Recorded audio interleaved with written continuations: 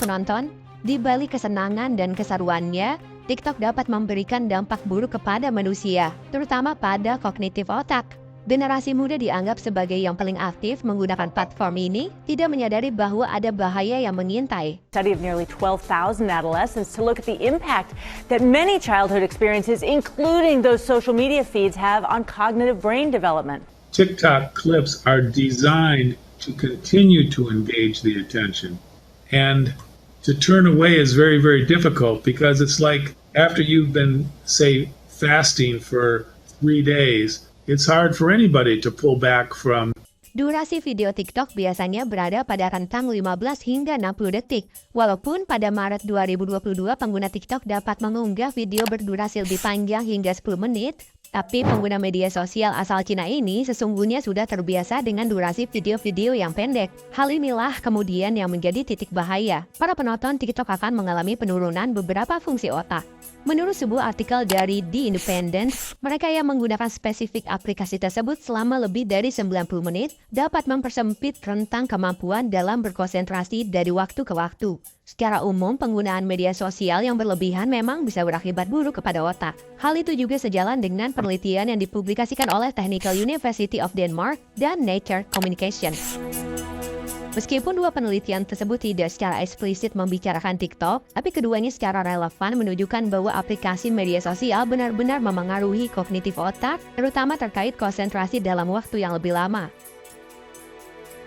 Penonton yang sebelumnya biasa menonton video di YouTube dengan kisaran video berdurasi 10 hingga 30 menit, menemukan dirinya hilang kesabaran setelah menggunakan TikTok dan kesulitan kembali menonton video yang lebih panjang, bahkan ketika konten tersebut sangat menarik. Jadi mudahnya ketika individu menemukan video panjang, dia akan cepat bosan dan ingin segera beralih ke konten selanjutnya. Hal ini bisa jadi menandakan aliran konten cepat yang mudah di TikTok dapat memengaruhi cara kita mengkonsumsi jenis video dan konten lain di berbagai platform media sosial. Meskipun TikTok dipenuhi kreativitas, tapi hal itu juga dapat berdampak dalam jangka panjang, apalagi jika sudah kecanduan. Banyak pengguna TikTok tidak sadar bahwa secara mental mereka terganggu. Berbagai pihak mengatakan bahwasannya belum ada cara yang efektif untuk menghentikan kecanduan tersebut. Sejauh ini cara yang paling tepat adalah upaya meminimalisir, yang kemudian berharap para pengguna sadar bahwa aktivitas scrolling medsos itu sangat-sangat tidak baik, terutama jika dilakukan terlalu lama. Semakin banyak pengguna yang menyadari kondisi ini, semakin mudah juga untuk membicarakan masalah kesehatan mental tersebut dan mencoba mengelola gejalanya dan menemukan penangkalnya. TikTok ini dianggap sebagai kokain digital yang bahayanya jelas dan mengintai sehingga harus dihindari.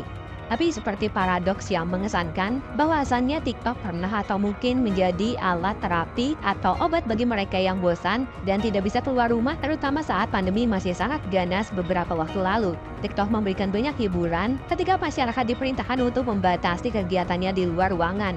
Tapi terapi TikTok tersebut kini menghadapi tantangan masalah baru terkait candunya para pengguna yang sangat berbahaya. Yes, well, like many apps that target the younger age group, kids are really interested in TikTok because it's fun, it's engaging, leading to addictive type behaviours. And because of the excessive brain stimulation, like you said, short, succinct, 15-second videos that capture their attention.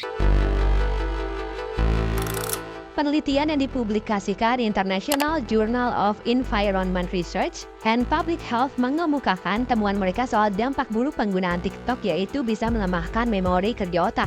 Lebih dari itu, para pecandu juga punya relevansi terhadap kondisi depresi, kecemasan, dan stres. Para peneliti telah menyimpulkan kondisi-kondisi tersebut kemungkinan jadi salah satu penyebab pengguna TikTok punya masalah memori kerja yang lebih buruk.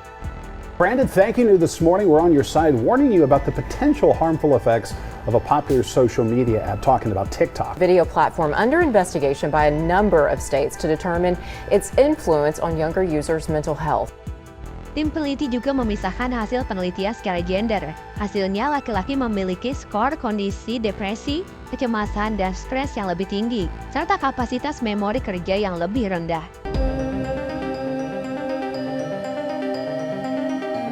Konten-konten candu TikTok menyerang prefrontal cortex yang merupakan bagian terdepan dari cerebral cortex di otak manusia. The prefrontal cortex sits just behind the forehead. It orchestrates complex thought processes much like a maestro conducts a symphony. That may be why autistic people often have trouble with making plans, thinking flexibly, or controlling their impulses. Prefrontal cortex bertanggung jawab dalam hal-hal yang berkaitan dengan perilaku manusia seperti perhatian, perencanaan, memori kerja, pengekspresian emosi, dan perilaku sosial yang sesuai norma di masyarakat.